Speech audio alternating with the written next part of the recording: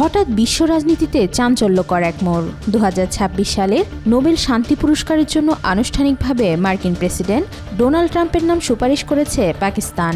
দুই চিরপ্রতিদ্বন্দ্বী দেশ ভারত ও পাকিস্তানের সাম্প্রতিক উত্তপ্ত পরিস্থিতির মধ্যস্থকারীর ভূমিকায় ফলপ্রসূ কূটনৈতিক হস্তক্ষেপ করায় এই সিদ্ধান্ত জানিয়েছে ইসলামাবাদ। শনিবার পাকিস্তান সরকারের অফিসিয়াল এক্স অ্যাকাউন্টে দেওয়া এক বিবৃতিতে এ তথ্য জানানো হয়। সেখানে বলা হয়, সম্প্রতি ভারত পাকিস্তান সংকটের সময় সিদ্ধান্তমূলক কূটনৈতিক হস্তক্ষেপ এবং গুরুত্বপূর্ণ নেতৃত্বের স্বীকৃতিস্বরূপ পাকিস্তান সরকার আনুষ্ঠানিকভাবে ডোনাল্ড ট্রাম্পকে 2026 সালের নোবেল শান্তি পুরস্কারের জন্য সুপারিশ করার সিদ্ধান্ত নিয়েছে।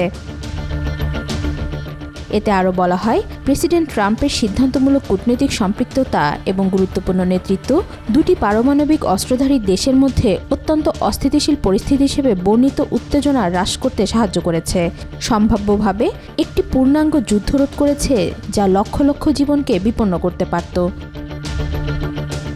ভারত পাকিস্তানের যুদ্ধরত পরিস্থিতি শান্তিপূর্ণ সমাধান দেওয়ার ক্ষেত্রে অগ্রণী ভূমিকা রাখায় ট্রাম্পের প্রশংসা করে ইসলামাবাদ বিবৃতিতে জানায়, এই হস্তক্ষেপ একজন প্রকৃত শান্তিপ্রিয় হিসেবে প্রেসিডেন্ট ট্রাম্পের ভূমিকা এবং সংলাপের মাধ্যমে সংঘাত সমাধানের প্রতি তার অঙ্গীকারের প্রমাণ।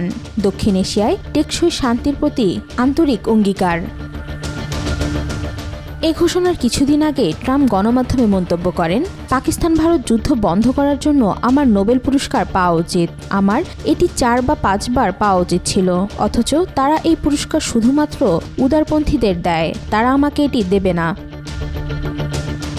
এদিকে পাকিস্তান যখন ট্রাম্পকে নোবেল দেওয়ার সুপারিশ করছে, তখন বিশ্ব তাকিয়ে আছে ইরান ইসরায়েলের যুদ্ধের দিকে, যেখানে ট্রাম্প সরাসরি ইসরায়েলের পক্ষে অবস্থান নিয়েছে এবং যুদ্ধে অংশ নেওয়ার ইঙ্গিত দিয়ে 2 সপ্তাহের আলটিমেটাম দিয়েছেন।